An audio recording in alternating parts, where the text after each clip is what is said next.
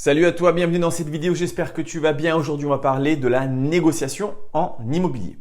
Alors, il faut savoir plusieurs choses. C'est que certains biens immobiliers, on peut les négocier. On peut même les négocier très très fort. Et puis, certains autres biens immobiliers, on ne peut absolument pas les négocier. Et pour savoir lesquels on peut négocier et lesquels on ne peut pas négocier, il va falloir faire quelques petites techniques. En fait, quand tu visites ton appart, quand tu rentres dans un appartement pour faire une visite, c'est pas une visite que tu es en train de faire. C'est une enquête policière. Il faut vraiment que tu le voies comme ça. C'est une enquête policière. Alors oui, en même temps, tu vas regarder le bien pour voir s'il t'intéresse, mais en même temps que tu fais ça, plus le bien t'intéresse et plus tu dois mener ton enquête. Dans ton enquête, tu dois essayer de rassembler le plus d'informations possible. En fait, ton interlocuteur, alors soit l'agent immobilier, soit directement le vendeur, il va falloir, tu vas voir, c'est un peu compliqué à comprendre, mais le gars qui est en face de toi, c'est pas ton ami, hein, que ce soit l'agent immobilier ou le vendeur, c'est pas ton ami, voire même, tu dois même essayer de le prendre en mode, c'est ton ennemi. Enfin, pas ton ennemi méchant, mais c'est ton challenger. Et donc, quand tu rentres et que tu fais la visite avec lui, tu dois lui poser plein de questions sans lui donner trop d'informations. En tout cas, pour le moment, on va se focaliser sur les informations que tu dois récupérer. Parce que, justement, en fait, quand on fait des visites, quand on cherche des appartements, c'est pas vraiment le super appartement qu'on cherche, c'est plutôt le super vendeur. C'est lui qu'on cherche. Et si tu veux, il y a plusieurs choses à savoir. Par exemple, si le vendeur, c'est quelqu'un qui a acheté il n'y a pas très longtemps. Quand je dis il n'y a pas très longtemps, il y a 1 an, 2 ans, 3 ans, voire même 4 ans. Il a acheté son bien. Peut-être qu'à l'époque, il a acheté, il était célibataire. Puis, il a rencontré sa nana ou son mec. Hein, et puis maintenant, ils veulent s'installer ensemble, voire même fonder une famille. Donc, il veut revendre son bien pour en acheter un autre. Bon, le truc, c'est que on est surtout à une époque maintenant où c'est très facile de faire du crédit. Alors tout de suite à l'instant T, non, mais il y a 1 an, 2 ans, 3 ans, 4 ans, c'était hyper simple. Donc des crédits à 100%, voire même des crédits à 110%, voire même des crédits à 120% avec les travaux, c'est très très très possible. Donc si la personne, il a fait un crédit à 110%, c'est-à-dire que ça a financé entièrement son bien, ses travaux et ses frais de notaire, au bout de 2 ans, il n'est pas rentré dans ses frais. C'est-à-dire que son prix de vente, s'il vend au même prix qu'il a acheté, ça ne couvre pas encore totalement son achat initial. Et donc, si le gars il a acheté, tu vois, il y a un bien à 100 000 euros et il en a eu pour, 110 000 euros avec le notaire et les charges, au bout de 2 ans, il ne vaut pas 110 000 euros son truc. Ça n'a pas pris 10%. Donc, il va le revendre 100 000 euros. Le problème, c'est qu'il n'a peut-être pas encore remboursé les 10 000 euros de différence. Surtout s'il a fait un report pour travaux. Alors nous, en tant qu'investisseurs, on cherche à faire ça, des reports pour travaux. Mais si lui, il a acheté et qu'il a fait un report pour travaux et peut-être qu'il n'a pas du tout commencé à rembourser son crédit depuis 1 an, 2 ans, 3 ans, la négociation, en fait, ça sert à rien. Tu vois, le gars, il va pas vendre à perte. C'est trop dur psychologiquement de vendre à perte. On se dit que l'immobilier, même si on n'est pas investisseur, ça prend toujours de la valeur.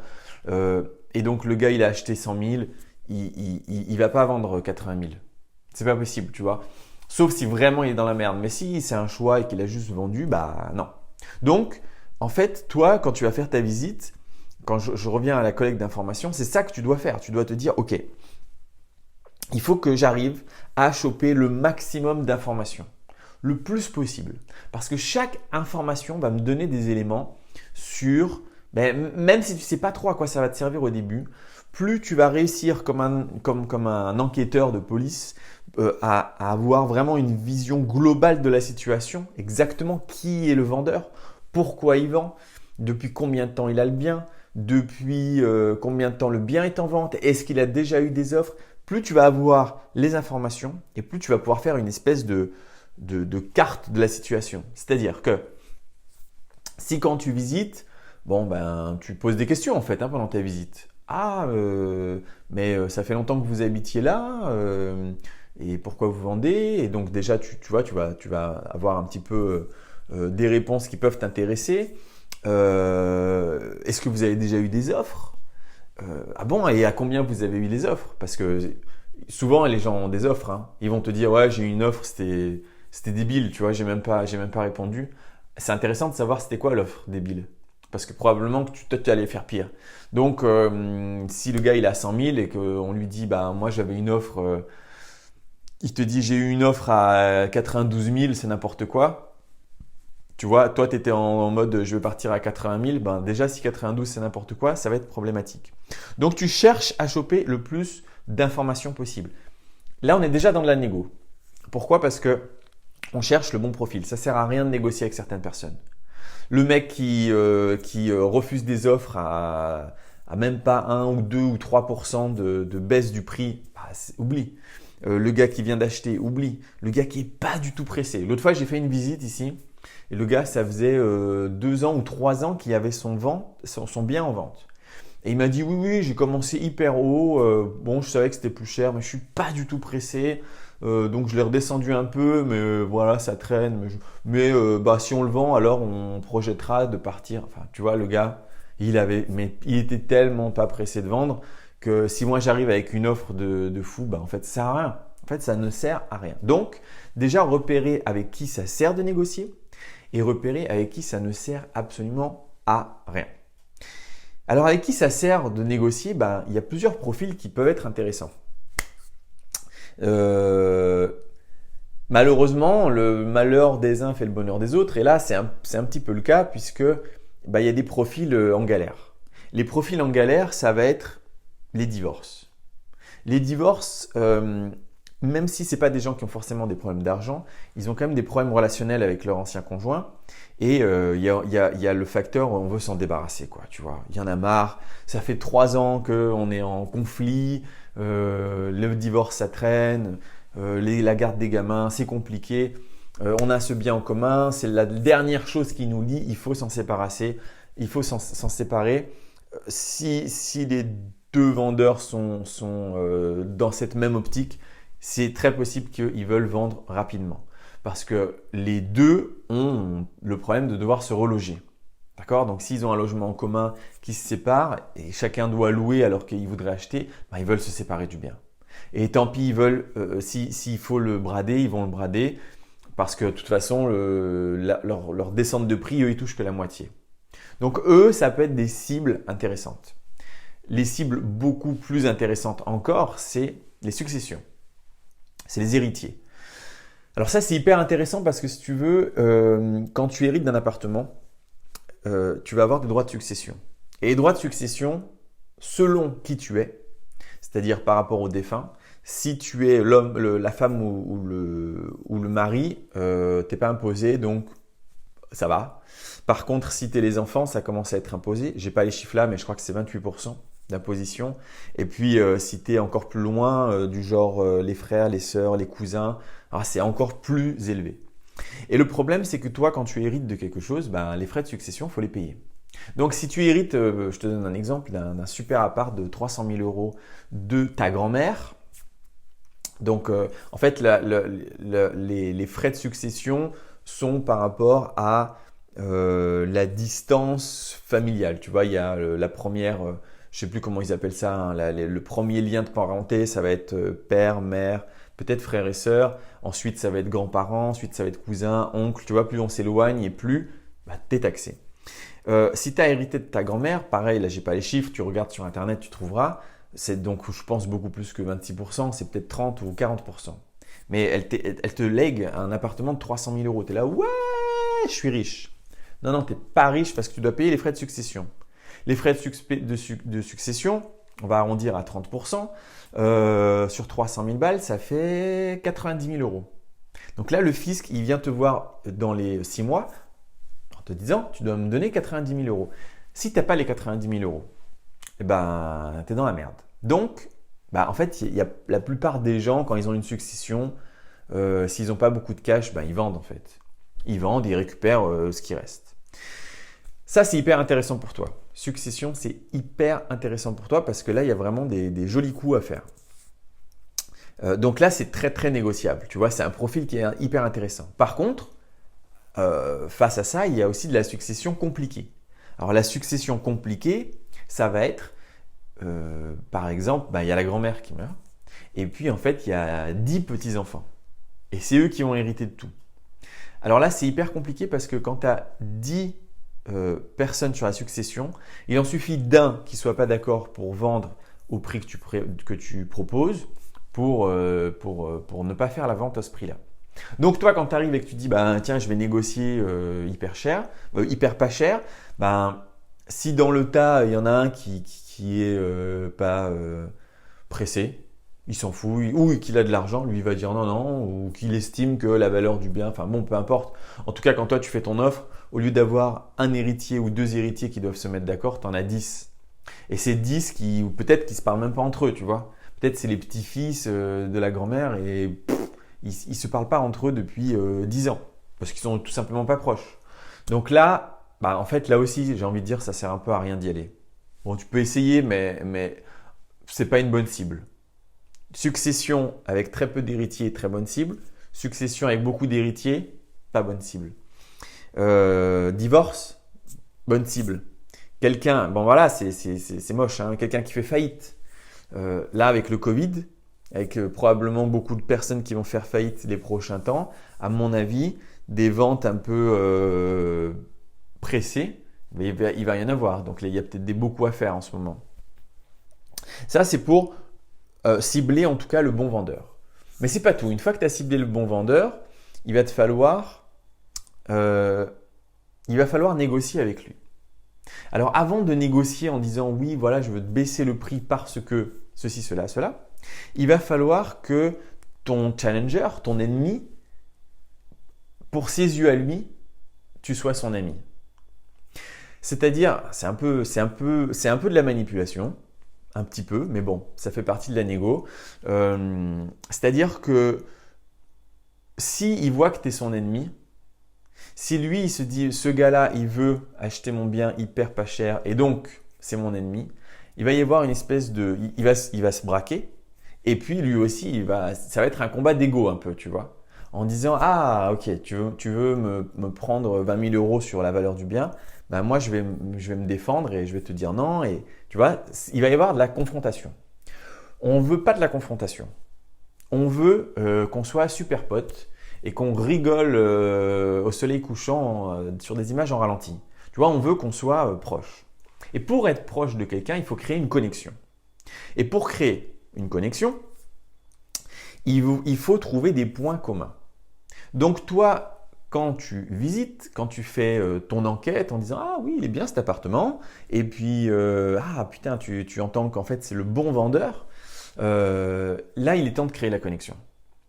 Et la connexion, c'est quoi? C'est donc de trouver des points communs et c'est assez facile de trouver des points communs. Il faut essayer aussi de, même si ce n'est pas ton caractère, mais tu dois essayer de parler de manière… de parler de tout et de rien aussi, tu vois. Et du genre, par exemple, je sais pas, je vais te donner des exemples. Et ah mais ça faisait longtemps que vous habitiez ici, vous veniez d'où avant? C'est très facile de trouver des connexions dans le passé. Ah le gars, moi je venais de Lyon. Ah putain, j'ai ma grand-mère qui habite à Lyon. Dans quel quartier? Dans le quartier Confluence. Putain, mais moi aussi, pareil. Ah, peut-être qu'on s'est déjà croisés et puis la connexion se fait comme ça. Je vais te donner un exemple parce que ça m'est arrivé, en ce moment je fais pas mal de visites et j'ai visité un appartement qui était bien, bon voilà, la visite se passe, je fais ma petite enquête et je me dis ok, maintenant il est temps d'être un peu, de créer la connexion. Et le vendeur, alors c'était une agence immobilière mais il y avait les propriétaires qui étaient là durant la visite parce qu'ils habitaient les lieux et le vendeur… on parle de sa cuisine, des éléments de sa cuisine et puis il me glisse une information en disant « Ah oui, c'est une cuisine que j'ai ramenée de chez moi, de l'Est de la France. » Et là, je me dis « Ah bon, où ça, dans l'Est ?» Et donc, il me dit « À Toul. » Et pour le coup, vraiment, ma grand-mère était à Toul de son vivant et puis moi-même, j'étais à Thionville, donc pas très loin. Donc, je lui dis « Ah, mais moi aussi, je viens de la même région. » Et là, on est devenus les meilleurs amis du monde. Mais je te jure, hein. les propriétaires étaient là, ah oui, vous venez d'où? Et puis alors, on n'a pas du tout parlé de l'appartement, on a parlé de où est-ce qu'ils ont grandi, qu'est-ce qu'ils ont fait, leur parcours professionnel et tout ça. On a parlé genre un quart d'heure de rien à voir avec l'appartement. Et ils étaient super contents de retrouver quelqu'un qui venait de leur région. Et là, on a créé un lien. Et là, au lieu qu'ils me voient en ennemi, ils me voient en ami. Et à travers tous les gens qui vont venir visiter, et plusieurs personnes qui vont faire peut-être des offres, il y en aura un qui sera plus resté gravé dans leur mémoire, c'est moi, le gars qui venait de leur région, à qui j'ai posé des questions de leur vie personnelle. Je me suis intéressé à eux, j'ai créé une petite connexion. Ça, il faut que tu essayes de le faire parce que mets-toi à la place du mec qui vend. Le mec qui vend, mets-toi à la place comme si tu vendais un objet, n'importe quoi. Tu vends ton ordinateur. Et ton ordinateur, tu peux le vendre soit à ton petit frère ou soit à un gars que tu n'as jamais vu assez antipathique. Ton ordi, tu voulais le vendre 1000 euros. Et puis ton frère il dit ah je suis un peu engagé, c'est limite c'est trop cher pour moi, je voulais t'en donner 800. Et puis il y a l'autre gars là, un peu antipathique qui te dit ouais c'est de la merde ton ordi, tu vois qu'il y a de la confrontation quoi, essayer de négocier. Là il est rayé, là il est pas beau, vas-y je te le prends 900. Je sais pas toi, mais moi je préfère le donner à mon frère parce que et je gagne moins d'argent, mais j'ai une connexion avec lui. L'autre, il m'est antipathique, lui, je l'aime beaucoup. Bah là, c'est pareil. Quand tu visites un appartement, si ces personnes-là, ils reçoivent plein d'offres, moi, je sais que mon offre, même si elle est plus basse que d'autres, elle a plus de chances d'être acceptée parce qu'on a créé une connexion. Après, si les autres vendeurs ont créé des connexions, les autres acheteurs ont créé des connexions, bah oui, on revient à égalité. Mais au moins, on peut essayer cette technique. Ça, c'est vraiment quelque chose qui fonctionne parce que tu te démarques du lot et puis il y a de l'affect, hein, on est des êtres humains. Donc là aussi, c'est un peu de la manipulation, c'est aussi un petit peu pas cool, mais c'est vrai que très souvent, quand je visite des appartements, j'essaye, quand je peux, d'y aller avec une nana, ou pas, hein, ou si je peux pas y aller avec une nana, c'est pas grave, je raconte mon histoire en disant, je veux fonder une famille. Parce que c'est quand même la personne qui va vendre son appart, il est plus touché par quelqu'un qui se dit vouloir acheter pour fonder une famille, qu'un gars qui dit alors moi j'arrive, je vais construire ton salon, je vais le couper en 2 chambres, je vais en faire un truc hyper rentable, ça va me cracher du cash flow tous les mois et puis grâce à ton achat, grâce à l'achat de ton bien, je vais pouvoir aller vivre à la plage. Ça va moins passer, tu vois. Quand tu vas lui proposer 40 000 euros en moins, il va être là, ouais, le gars il veut se faire de la thune sur mon dos pour aller vivre à la plage et puis faire une coloc de mon appart. Bah voilà, c'est encore… c'est comme ça, c'est pas hyper cool, hein, mais c'est du challenge. Voilà, l'autre c'est ton challenger, c'est pas ton ami. Donc, ça il faut quand même le prendre en compte. Créer une connexion et à ce moment-là, tu vas pouvoir négocier. Alors ensuite, c'est pas fini. Évidemment, bon, maintenant on a trouvé le bon vendeur. On a créé possiblement une connexion. Maintenant, il va falloir négocier vraiment le prix. On est déjà d'accord sur le fait que lui, il veut vendre, moi, je veux acheter. Donc, il n'y a plus qu'à discuter du prix. C'est la dernière chose qu'il faut faire. Du coup, pour ça, bon, en fait, quand tu visites, il faut essayer de repérer le plus de défauts possible dans l'appartement.